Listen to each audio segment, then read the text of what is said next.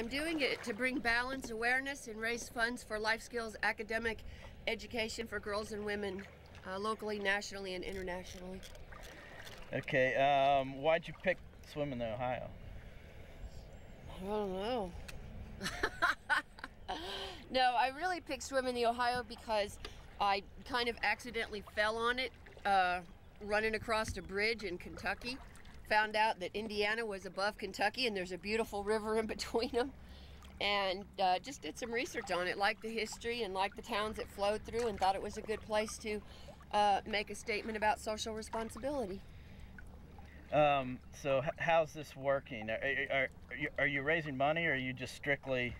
Well, I personally don't touch any money to raise, but if you go to the womenacrosstheworld.com, there are links to the ICAT.org, the Central Asia Institute, Greg Mortensen's 3 Cups of Tea, and other national groups and local groups that are organizations that support life skills academic education. Okay, when did you start? May 22nd. And about how much are you going up per day? 20 miles. I do 20 miles a day. If I get a little ahead of schedule, I might back off, but if it takes me 20 hours, I'm going to do 20 miles a day. I prefer it doesn't. Where are you supposed to end? Where will I end? Yes. I will end in Cairo, Illinois. Metropolis for a couple days before. They're using me to do some walks to raise funds for their local women's girl shelter, and then I'll swim into Cairo, who's got a couple fundraising activities going on when I get there, and hopefully a celebration of the completion of the swim. And when is that? July scheduled? 17th. 2010. How tough is it to swim out here with the water being up and the debris that's in it right now? Well, actually, I prefer that over when I first started, and it was just dead hot water. So, you know, every day's different. There's Good. Okay, start off by giving me your name and spelling. You know that this drill. It's Captain Dale Apple, A-P-P-E-L.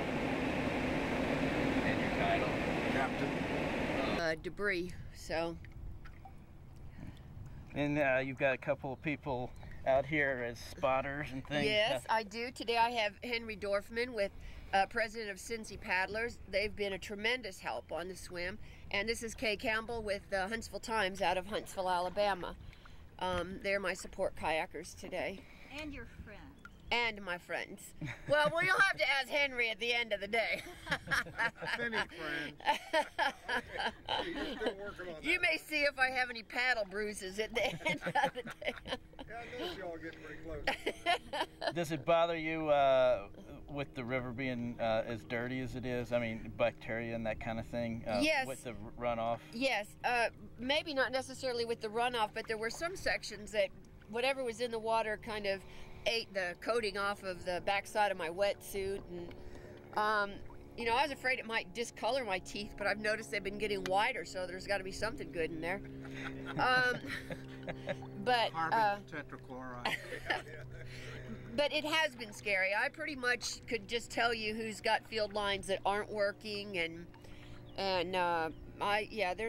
there's been a few scary times on the river, but optimistically, again, you know, 20, 30 years ago, some of these guys, these old fishermen have told me you couldn't even fish in here. There weren't fish in here, and so on that note, I guess the river's a lot cleaner than it used to be, so there are improvements.